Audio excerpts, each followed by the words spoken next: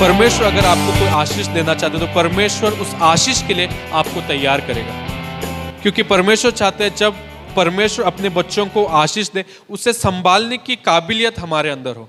क्योंकि परमेश्वर जब आशीष करता है तो थोड़ा नहीं देगा, वो भरपूरी से देगा जिसे आप संभाल नहीं पाओगे। उसके लिए परमेश्वर कहता है जब मैं आपको, आपका जो वेटिंग पीरियड है ना वो वेस्टिंग पीरियड नहीं है, मतलब जो जब आप वेट कर रहे हो तो आपका टाइम वेस्ट नहीं हो रहा है, लेकिन परमेश्वर आपको देने वाले उस आशीषों के लिए आपको तैयार कर रहा है।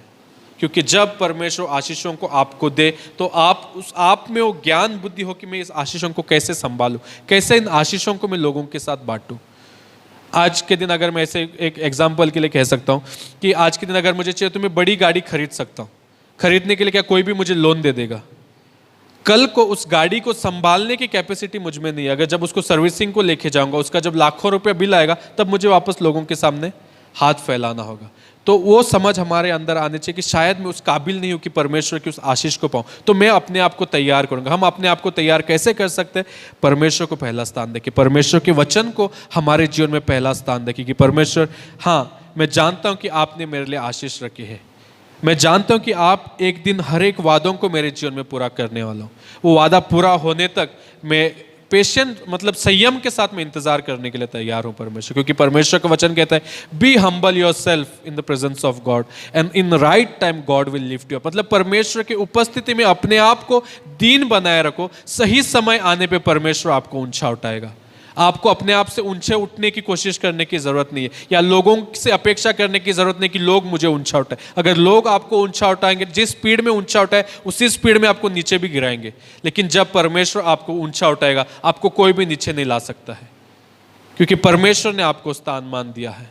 जब परमेश्वर आपको आशीषित करेगा, उस आशीष के साथ परमेश्वर को वचन कहता है जब कभी परमेश्वर आशीष करता है, उस आशीष के साथ परमेश्वर दुख को नहीं मिलाता है। परमेश्वर हमेशा आप चाहता है कि उसके बच्चे खुश रहे, लेकिन हम अपनी गलतियों की वजह से परमेश्वर से दूर भागते हैं। परमेश्वर के उन आशीषों का आनंद हम उठा नहीं पाते हैं, क्योंकि हमें लगता है कि मुझे सब कुछ पता है, मुझे किसी की सुनने की ज़रूरत नहीं है। मैं इतने साल से मैं विश्वासी हूँ, इतने साल से मैं बाइबल पढ़ रहा हूँ, लेकिन बाइबल में जो रहस्य बात है उनको हम कई बार समझ नहीं पाते हैं।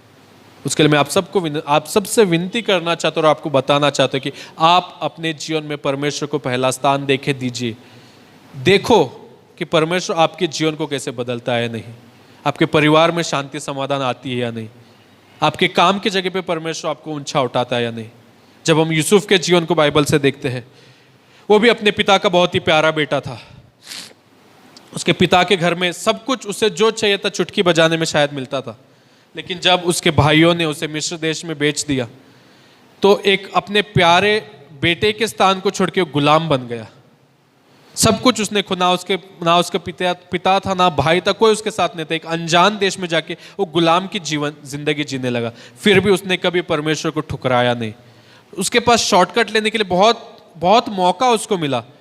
जब पोतीफर की बीवी ने उसे टेम्प्ट किया तो उसके पास मौका था, शायद उसको खुश करके एक राजा की जिंदगी को जी सकता था, लेकिन उसने कहा नहीं, मैं परमेश्वर ने मुझे वादा किया कि मैं तुझे ऊंचा बनाऊंगा और लोग तेरे कदमों में आके झुकेंगे, तो परमेश्वर उसे पूरा करेगा। उस जगह से वो भाग गया और उसकी वजह से फिर वो तकलीफ में गिरा। लेकिन जब हम अंत में देखते, जब वो विश्वास योग्य बना रहा, हर एक चीजों में उसने परमेश्वर को सामने रखा, तो उसी राजा ने उसको पूरे देश के ऊपर उसको एक अथॉरिटी दी। तो आप जब शॉर्टकट को छोड़ के परमेश्वर के मार्ग पे चलते हो तो परमेश्वर आपको कभी इन संसार के लोगों के सामने नीचा नहीं दिखाएगा। परमेश्वर आपको ऊंचा उठाएगा। जिसने आपको तिरस्कार किया, जिसने आपको कहा कि ये कुछ काम का नहीं है, इससे कुछ नहीं होता है, उन्हीं लोगों के सामने परमेश्वर आपको ऊंचा उठाएगा। मेरे परिवार में मैं ऐसा था, मुझसे कोई मेरे परिवार में प्रेम नहीं, क्योंकि मैं बहुत ही मस्ती करता था। किधर भी कुछ गलत काम हुआ उसमें मेरा नाम पहले रहता था। तो मेरे जो मम्मी के फैमिली है, वो लोग में से मेरे मामा की बीवी लोग या उनके परिवार मेरे को कोई भी पसंद नहीं करते। बोलता था क्यों ये हमारे फैमिली में है, कुछ भी हुआ तो हमारा फैमिली का नाम यही खराब करते, कुछ पुलिस केस हो, कुछ भी हो, मेरा नाम उसमें पहले होता था। लेकिन आज के दिन जब वो लोग मुझे देखते तो कहते कि नहीं, सोनू कितना बदल चुका है। ये सोनू की बड़ाई नहीं है, जिस परमेश्वर ने सोनू को बदला है उसकी बड़ाई है। जब परमेश्वर आपको बदलता है तो सिर्फ आपकी नाम की ऊंचाई नहीं होगी, लेकिन परमेश्वर के नाम की ऊंचाई भी अन्य जाति के लोग करेंगे। देखो इसके जीवन को हमने पहले देखा था, कैसा था, ये हर एक गलत काम होता, लेकिन देखो आज इसका जीवन बदला है, कितनी अच्छी जिंदगी को जी रहा है। तो वो लोग पूछ ऐसा कैसा हुआ, तब वो लोग ही आपस में बात करनी, वो चर्च जाने लगा है। जब से चर्च गया तब से उसकी जिंदगी बदली। तो आपके बिना कहे आप परमेश्वर के नाम को महिमा दोगे। आपके जीवन को देख के लोग परमेश्वर को स्वीकार करने लगेंगे, क्योंकि आने वाले दिनों में हमें नहीं पता कि क्या हम बाहर जाके प्रचार कर पाएंगे या नहीं, लेकिन जब लोग आपके जीवन को देखेंगे, आप एक गवाही बन के आपको उनके सामने रहना है।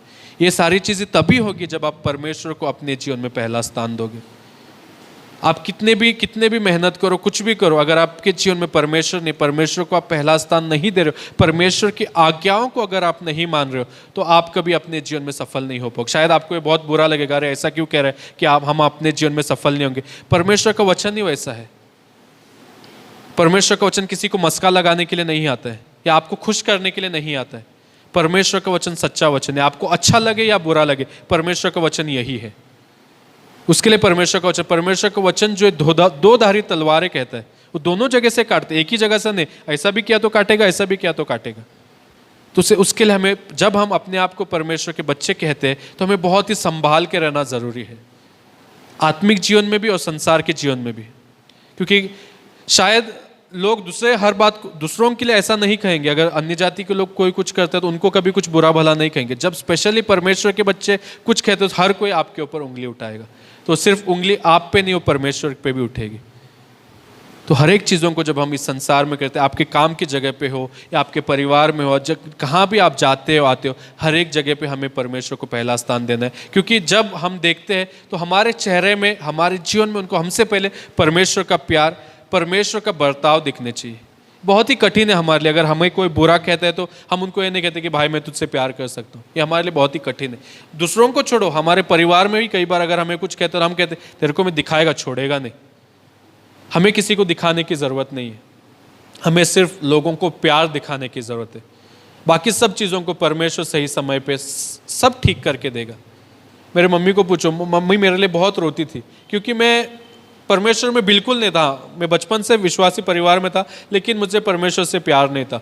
अगर हम फैमिली प्रेयर के लिए बैठते थे, अगर मुझे किसी दोस्त का फ़ोन आता तो मैं बाइबल और मम्मी दोनों को छोड़ के वहाँ से चला जाता था। तो मम्मी बहुत रोती। तो एक दिन मेरे मामा को उसने कहा कि आप तुम तो कुछ समझाओ, मेरा तो बात वो नहीं सुनते, तुम तो कुछ समझाओ। तो मेरे मामा ने कहा अगर मैं भी उससे समझाएगा तो मुझसे भी बात करना बंद कर। तू मेरे सामने क्यों रोती है, तू परमेश्वर के सामने रो और तू देख कि तेरा रिश्ता परमेश्वर के साथ सही है क्या नहीं। जब तक तेरा रिश्ता परमेश्वर के साथ सही नहीं होगा, तब तक तेरा बेटा परमेश्वर के पास नहीं आएगा। तो मम्मी परमेश्वर से प्रार्थना करने लगी। तो आज देखो, आज एक मैं जीवित गवाही हूं कि कैसे परमेश्वर ने मेरे जीवन को बदला। जो लड़का परमेश्वर से दूर भागता था, आज वो लड़का परमेश्वर के पीछे भाग रहा है। और कई सारे लोगों, कई अलग अलग जगहों पे परमेश्वर मुझे इस्तेमाल कर रहे हैं। ये मेरे अच्छाई की वजह से या मेरे बलबूते की वजह से नहीं, क्योंकि मैंने अपने जीवन में परमेश्वर को पहला स्थान दिया। परमेश्वर मुझे अपने जीवन में ऊंचा उठाने लगा। अभी वही मैं सुबह में बोल रहा था, जब मैं 6 साल पहले बेलगाम में पहली बार आया था और यूथ कॉन्फ्रेंस के लिए, मेरे पास काम नहीं था। उसके पहले मेरे पास बिजनेस था, तब सब कुछ मेरा बिजनेस खत्म हो गया, काम खत्म, कुछ भी नहीं था। मैं बेकार था, मुझे क्या करने चाहिए अपने जीवन में मुझे पता नहीं था।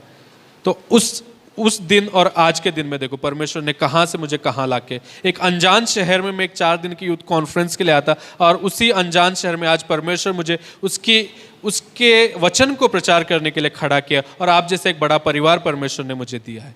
तो परमेश्वर के लिए असाध्य कुछ नहीं है। और उस दिन मैं बेकार था, आज दिन मेरे पास काम करने वाले कम से कम 10-12 लोग हैं। ये सब परमेश्वर की भलाई है, परमेश्वर की दया है मेरे जीवन पे। क्योंकि मैंने सिर्फ 12वीं तक पढ़ाई की है, उसमें भी मैं 6 सब्जेक्ट में 4 सब्जेक्ट में मैं फेल हो गया था। क्योंकि इसके लिए नहीं कि मेरे पास ज्ञान बुद्धि नहीं था, लेकिन मुझे पढ़ने का मन ही नहीं था। सिर्फ दोस्तों के साथ घूमना, इधर जाना उधर जाना, यही मैं करता था। लेकिन उस एक अनपढ़ व्यक्ति को, जिसको ज़्यादा पढ़ाई लिखा है नहीं, आज ऊंचे स्थान पर परमेश्वर ने रखा है। जब भी मैं बात करता हूँ तो लोगों को लगता है कि मैं बहुत पढ़ा लिखा हूँ, लेकिन ये सब सिर्फ और सिर्फ परमेश्वर की वजह से। इन सारी चीज़ों को आप भी अपने जीवन में अनुभव कर पाओगे, क्योंकि जिस परमेश्वर से मैं प्यार करता हूँ, जिस परमेश्वर की सेवकाई मैं करता हूँ, उसी परमेश्वर पे विश्वास आप भी करते हो। अगर परमेश्वर मेरे जीवन को बदल सकता है तो परमेश्वर आप सबके जीवन को भी बदल सकता है। क्योंकि परमेश्वर किसी के साथ भेदभाव नहीं करते कि उसके लिए सोनू प्यारा है, आप प्यारे नहीं, ऐसा नहीं। परमेश्वर हम सबसे एक जैसा प्यार करता है, और हमें भी परमेश्वर से उतना ही प्यार करने चाहिए। क्योंकि हमने परमेश्वर को नहीं, लेकिन परमेश्वर ने हमें चुना है। परमेश्वर ने आज के दिन हमें यहाँ पे जीवित रखा। आज देखते कई सारे हमारे सगे संबंधी या हमारे परिवार वाले हमारे बीच में नहीं है, लेकिन आज भी हम परमेश्वर की उपस्थिति में बैठे उसकी आराधना कर रहे हैं, उसके नाम की स्तुति करें, तो ये सिर्फ और सिर्फ परमेश्वर की दया है। परमेश्वर ने हमें अच्छी तबीयत दिया, अच्छा परिवार दिया, अच्छा काम दिया है। किसी चीज़ की कमी घटी को आज परमेश्वर ने हमारे जीवन में नहीं रखा है, तो सब परमेश्वर की दया है। ये सारी चीज़ें अगर आप भी अपने जीवन में एक्सपीरियंस करना चाहते हो, अगर आप भी अपने आत्मिक जीवन में बढ़ना चाहते हो, तो आप परमेश्वर को पहला स्थान दो। आप परमेश्वर के साथ समय बिताना शुरू करो। हर एक चीज़ों को पहले परमेश्वर के पास लेके जाओ, बाद में लोगों को बताओ। आज के दिन में हम क्यों परमेश्वर के काम को हमारे जीवन में नहीं देख पाते? क्योंकि इस मोबाइल की वजह से। अगर आज के दिन हमारे जीवन में कोई समस्याएं आती है तो हम पहले परमेश्वर को नहीं बोलते। हम सोचते हैं मैं पास्टर को फ़ोन करूं, या मेरे उस भाई को फ़ोन करूं, या जो मेरे काम की जगह पे उसको फ़ोन करूं। हम पहले बहुत सारे हमने ऐसे गवाहियों को सुना है कि परमेश्वर के दास या परमेश्वर के बच्चे मुश्किलों से गुजर रहे थे और परमेश्वर ने उनको किस तरीके से सहायता की। एक छोटी सी गवाही मैं बताना चाहता हूँ। मैंने जब छोटा था तब मैंने गवाही सुनी थी। एक परमेश्वर का दास था, उसके पास टूथपेस्ट खत्म हो चुका था और खरीदने के लिए उसके पास पैसे भी नहीं थे। तो हर दिन सुबह उठ के वो प्रार्थना करता, परमेश्वर मुझे आज के लिए दांत घसने के लिए पेस्ट दे। और उस दिन के लिए जितना ज़रूरत होता था वो खाली टूथपेस्ट के ट्यूब के अंदर से उतना ही पेस्ट निकलता था। ऐसे कम से कम 3-4 दिन निकल गए। किसी से उसने मांगा नहीं, सिर्फ परमेश्वर से मांगा, और हर दिन उसको जितना उस दिन के लिए ज़रूरत था उतना टूथपेस्ट उस खाली ट्यूब में से निकलता था। और 5वां दिन ऐसा हुआ कि किसी ने उसको ऑफरिंग दिया, उसके पास पैसा था, और उसने जाके उस दिन भी ऐसे ही प्रार्थना की कि परमेश्वर आज के लिए मुझे जितना टूथपेस्ट चाहिए आप दो। परमेश्वर ने कहा आज टूथपेस्ट नहीं, क्योंकि तेरे पास पैसा है, जाके टूथपेस्ट खरीद के लेके आ। सोचो अगर हम उसके जगह पे होते थे तो हम तुरंत किसी को, मैं अभिषेक को फ़ोन कर, अभिषेक मेरे घर में टूथपेस्ट नहीं, मुझे थोड़ा 50 रुपये गूगल पे कर दे, है ना? आम बात है, हम सब करते हैं ऐसा, मैं भी करता हूँ, आप भी करते हो। तो हम परमेश्वर को मौका नहीं दे रहे कि परमेश्वर हमारे जीवन में काम करे। परमेश्वर को काम करने देने से पहले हम अपने बलबूते से देखते हैं, हम अपने ताकत से देखते हैं कि मैं अपने प्रॉब्लम को कैसे सॉल्व करूं। तो आप कैसे देखोगे कि परमेश्वर हमारे जीवन में कैसे अद्भुत तरीके से काम कर सकता है? जब आप परमेश्वर को मौका ही नहीं दे रहे हो आपको मदद करने की, तो परमेश्वर आपकी मदद कैसे करेगा? परमेश्वर ने हमको रोबोट नहीं बनाया है। परमेश्वर ने हमें परमेश्वर ने हमें बनाया। अगर परमेश्वर चाहता था कि हम उसके ही अनुसार चले, तो हमें एक पेन ड्राइव लगा के, एक फंक्शन लगा के हमें छोड़ देता था, तो डेली सुबह उठते हमारा एक ही रूटीन रहता था। लेकिन परमेश्वर ने हमें चुनने के लिए क्या बोलते हैं, एक अधिकार दिया है। जब परमेश्वर ने आदम और हवा को बनाया तो उनको कहा कि तुम इसमें से मत खाना, उस पेड़ में से फल को मत खाना। उनके पास चुनौती थी, उनके पास ऑप्शन था, खाए या नहीं, लेकिन उन्होंने खाया। तो वैसे परमेश्वर ने आज हमें एक चुनौती दी है, एक हमें ऑप्शन दिया है। चाहिए तो हम परमेश्वर से मांग के परमेश्वर से ले सकते, या तो दूसरों से मांग के उनके कर्जे के अंडर हम हमेशा हमें जीना होगा। मतलब उनके एहसान के अंदर नीचे हमें जीना होगा कि नहीं उसने मुझे मदद किया। अगर आप परमेश्वर से मांगोगे तो आप किसी के एहसान के नीचे नहीं हो, क्योंकि परमेश्वर जब आपको देगा भरपूरी से परमेश्वर आपको देगा। अगर आप भी चाहते हो कि परमेश्वर आपके जीवन में ऐसे अद्भुत कार्यों को करे, तो पहले आप परमेश्वर से मांगो। लोगों से मांगने से पहले परमेश्वर से मांगो, परमेश्वर आपको अद्भुत तरीके से मदद करेगा। जब मैंने अभी 2 महीने पहले मैंने रेस्टोरेंट को स्टार्ट किया, उस चालू करने के लिए मेरे पास पैसे नहीं थे, लेकिन विश्वास था कि परमेश्वर मैं चालू करेगा तो जो मुझको ज़रूरत है हर एक परमेश्वर देगा। और मैंने विश्वास के साथ जाके उस ओनर से बात किया कि मुझे तेरा रेस्टोरेंट चलाने के लिए चाहिए। उसने कहा ठीक है दूंगा। उसने कहा कि 45,000 भाड़ा है, मैं बोला ठीक है दूंगा। उसने कहा 1 लाख रुपए डिपॉजिट, मैंने बोला मेरे पास 1 रुपया भी नहीं था, मैं सच बता रहा हूँ 1 रुपया भी नहीं था। उसने कहा 1 लाख रुपए डिपॉजिट चाहिए, मैं बोला ठीक है मैं दूंगा। और मैंने आके मम्मी को बोला कि ऐसा ऐसा मैंने बात किया है, और उसको 2 दिन के अंदर मुझे डिपॉजिट का पैसा देने का था। हमने प्रेयर किया कि परमेश्वर, और उस रेस्टोरेंट के लिए कम से कम मैं 1-1.5 साल से मैं प्रार्थना कर रहा था कि परमेश्वर वो जगह मेरे को चाहिए, क्योंकि जैसा भी ये रास्ता है, इस तरफ मेरा वेजिटेबल का शॉप है और रास्ते के उस तरफ वो होटल है, तो मैं बोला मेरे को वो चाहिए। तो हम डेली हम प्रार्थना करते थे उसके लिए, और मैंने विश्वास से बात करके आया और उसको 2 दिन के अंदर डिपॉजिट देने चाहिए था। और अद्भुत तरीके से परमेश्वर ने मेरे को 4 लाख रुपए का वो रेस्टोरेंट चालू करने के लिए मदद किया। और 1 महीने के अंदर वो रेस्टोरेंट इतना खंडर था कि कोई भी उसमें आता नहीं था। 1 महीने के अंदर उस रेस्टोरेंट को इतना खूबसूरत बनाने के लिए परमेश्वर ने मुझे मदद किया, और आज लोग उसको देख के हैरान होते हैं, इतना अच्छा कैसा बनाया। देखो जब हम परमेश्वर से मांगते, अब किसने मेरे को 50,000 दिया, किसने 40,000 दिया, और मेरे शॉप के ऊपर ही एक बैंक है, वो मेरे को हमेशा बोलता था मैं तेरे को लोन दूंगा, और मैं भी ठीक है तू दे दे ऐसे बोलता था, लेकिन कभी मैंने लिया नहीं था। और जब मेरे को सच में पैसे की ज़रूरत था, उसने मुझे बुला के उस बैंक में से लोन दिया। और आपको मालूम है बैंक में लोन लेने के लिए कितने डॉक्यूमेंट्स की ज़रूरत होती है, और उसमें उसने मेरे नाम पे लोन नहीं दिया, जेमिमा के नाम पे लोन दिया। सोचो गोवा में कर्नाटका का डॉक्यूमेंट लेके कोई मुझे लोन दे रहे। कर्नाटक में रह के आप कर्नाटक की जितना भी डॉक्यूमेंट आप बैंक में दो उतना कम पड़ता है उनको, हर बार ये लेके आ वो लेके आ, बहुत लोग आपको सताएगा। लेकिन जेमिमा का खाली एक आधार कार्ड और पैन कार्ड लेके उसने मुझे गोवा में लोन दिया। देखो परमेश्वर किसी को भी आपको आशीष आपकी मदद करने के लिए इस्तेमाल कर सकता है। सिर्फ आपको परमेश्वर से मांगने की जरूरत है, परमेश्वर पे डिपेंड रहने की जरूरत है। आप कभी किसी इंसान पे डिपेंड मत रहो, वो मुझे मदद करेगा। कभी कोई आपको मदद, एक लिमिट तक कोई भी आपको मदद कर सकते हैं, उस लिमिट के बाद वो कहेगा नहीं मेरा भी परिवार है भाई, मैं इसके आगे तेरे को मदद नहीं कर सकता। लेकिन जब परमेश्वर आपको मदद करेगा उसके लिए कोई भी बाउंड्री नहीं होगी, वो अनलिमिटेड आपको मदद करेगा। उसके लिए परमेश्वर पे विश्वास करो, परमेश्वर को अपने जीवन में पहला स्थान दो। अद्भुत तरीके से परमेश्वर आप सबको आशीषित करेगा, और आप एक दिन खड़े रह के गवाही दोगे कि नहीं सच में मैंने परमेश्वर को पहला स्थान अपने जीवन में दिया, और परमेश्वर ने आज मुझे इस स्थान पे लाया।